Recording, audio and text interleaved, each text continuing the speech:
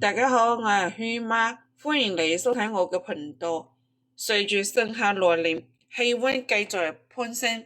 悶熱潮濕嘅天氣成為日常。好多中老年人都係會發覺一個好奇怪嘅現象，明明日常即係喺屋企休息散步都未做嘢，嘢都未有做到咁落累嘅，即係莫名嘅好無力，四肢酸軟，行路都係唔起勁。抬手抬腳都好重，仲有唔少人會頻繁出現手腳抽筋、肌肉發麻嘅情況，尤其晚上瞓覺、晨起身嘅時候，抽筋嘅症狀較為明顯。其實呢啲唔係身體衰老嘅正常表現，而係身體發出嘅健康預警，身體嚴重缺鉀。好多人夏天就知道多飲水補充水分，就忽略咗電解質嘅補充，鉀元素流失，即係夏天身體唔適嘅核心原因之一。點解會天熱出汗多呢？導致身體缺鉀。鉀係人體唔好去嘅核心電解質，對身體有咗健康至關嘅重要作用。人體嘅鉀元素唔會自主囤積嘅，需要通過日常飲食繼續攝入，同時都會隨住代謝排汗不斷流失。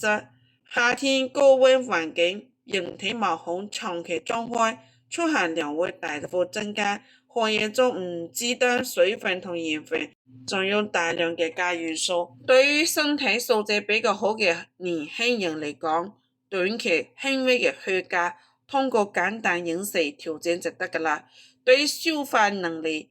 下降、代謝慢嘅老年人嚟講，問題就係好大㗎啦。中老年人本身脾胃功能就偏弱，夏天天氣熱，容易食慾不振、胃口變差，日常進食量也減少，從食物中攝入嘅鉀元素就唔足，再加上大量出汗，加速鉀流失，入不敷出，就好容易引發低鉀血症。長期唔調理嘅話，唔單冇精神啊，仲冇肌肉無力啊，頻繁抽筋啊，仲會影響心臟自律，引發心慌。想要安全嘅度過呢個夏天呢，都唔使刻意食保健品，日常通過家常嘅蔬菜食補補鉀，溫和安全，性價比高。今日同大家推薦5種夏天應季嘅高鉀蔬菜，家家戶戶都經常食。第一種菠菜，菠菜呢係公認嘅高鉀養生菜，每100克菠菜總嘅鉀元素含量就有311毫克，補鉀嘅效果呢都係十分出眾。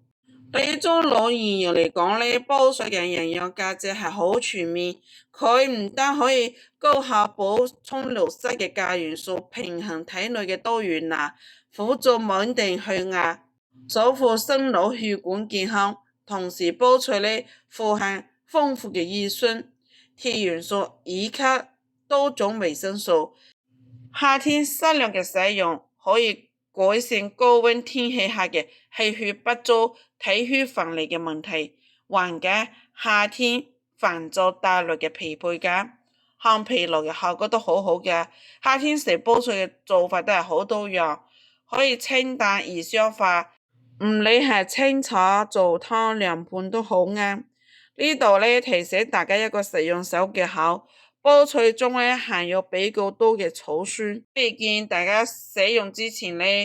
去焯水10到20秒就得㗎啦，咁樣食起嚟呢更加健康。第二種西蘭花，西蘭花呢堪稱係全能營養嘅蔬菜，補鉀能力遠超過好多家常餸。每100克西蘭花嘅鉀，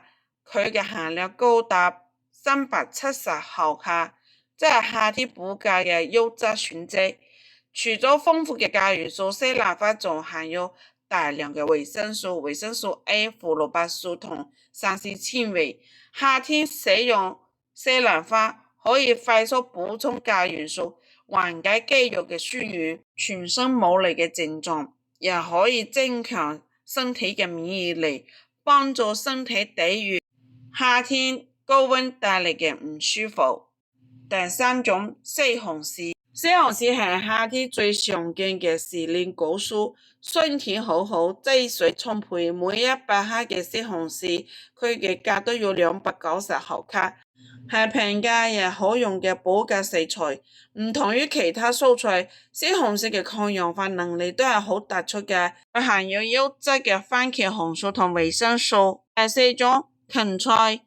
夏天高溫多雨，濕氣偏重，中老年又好容易出現身體好重、四肢浮腫、疲勞困倦嘅情況。芹菜呢就係針對性嘅養生高價菜，每100克芹菜含有鎘260毫卡，充足嘅鎘元素可以補充夏天身體流失嘅電解質，緩解肌肉疲勞、肢體酸軟。從中醫嘅養生角度嚟睇，芹菜係性涼味甘，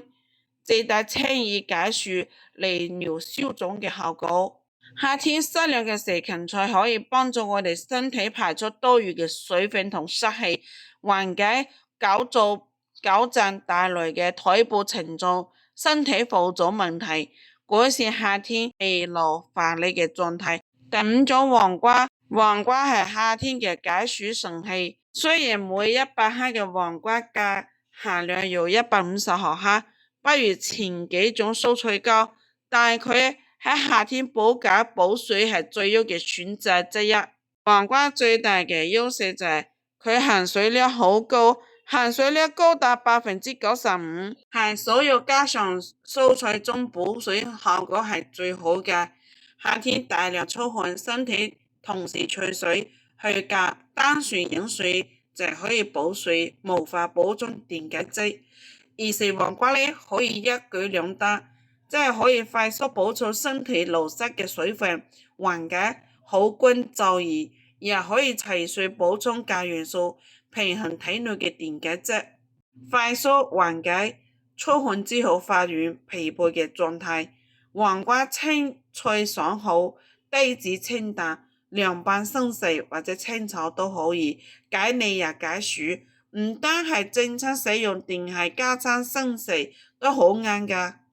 即係最後，夏天補鎘養生，唔單上邊5種蔬菜，生活中好多平價食材都係補鎘嘅好幫手。日常飲食當中，豬肉啊、海帶啊、香蕉啊、草莓啊，鎘含量都好豐富嘅，大家都可以合理嘅搭配，輪住使用，即係比營養更加均勻。最好提醒大家，食補補鎘講究嘅係循序漸進，適量為宜，千祈冇過量嘅進補。好啦，今日嘅視頻就到喺度。如果覺得我個視頻對你有幫助嘅，歡迎你嘅點讚、收藏、關注。好多謝你嘅耐心睇，下一個視頻見。